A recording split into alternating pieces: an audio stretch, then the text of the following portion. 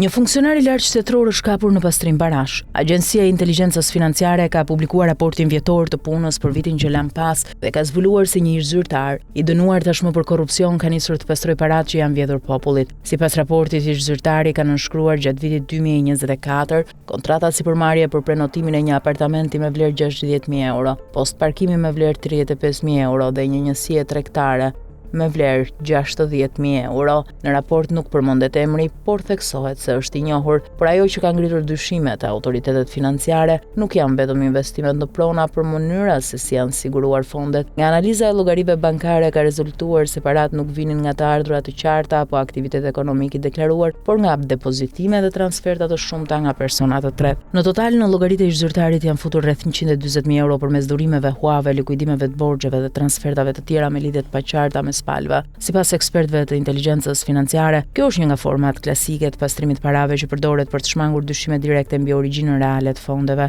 Skema funksionon duke fragmentuar pagesat në shuma të ndryshme dhe duke përdorur persona të tretë për të krijuar idenë e burimeve të ligjshme financiare. Në vend që fondet kalojnë drejt për drejt nga personi në dyshim, ato shpërndahen përmes rrjeteve familjare, miqësore apo lidhjeve të tjera informale, duke u paraqitur si hua, dhurata apo kthime borxhesh. Një tjetër element që ka ngritur alarmin është fakti se pronat janë blerë me çmime dukshëm më të ulta se vlera reale e tregut. Kjo konsiderohet një praktikë e përdorur shpesh në skemat e pastrimit parave, ku në kontrata deklarohen çmime më të ulta për të fshehur vlerën reale të transaksioneve dhe origjinën e fondeve. Raporti evidenton gjithashtu se transfertat kanë qenë të paqëndruara në një periudhë të shkurtër kohe dhe kanë pasur si qëllim kryesor përfitimin e pasurive të paluajtshme dhe dhënien e huave. Sipas raportit, investimi në prona mbetet një nga mënyrat më të sigurta për të pastruar para me origjinë të dyshimt, pasi pasuria e paluajtshme krijon një mbulim formal dhe e bën më të vështirë gjurmimin e burimit fillestar të fondeve. Në shumë raste, pas blerjes pronat rishiten, jepen me qira ose përdoren si garanci financiare, duke futur paratë e dyshimta në qarkullim të ligjshëm ekonomik. Në këtë rast konkret, autoritetet kanë ngritur dyshime jo vetëm për burimin e fondeve, por edhe për strukturimin e transfertave dhe lidhjet e paqarta mes personave që kanë kaluar paratë. Për këtë arsye, dosja është dërguar për hetim të mëtejshëm në organet ligjzbatuese.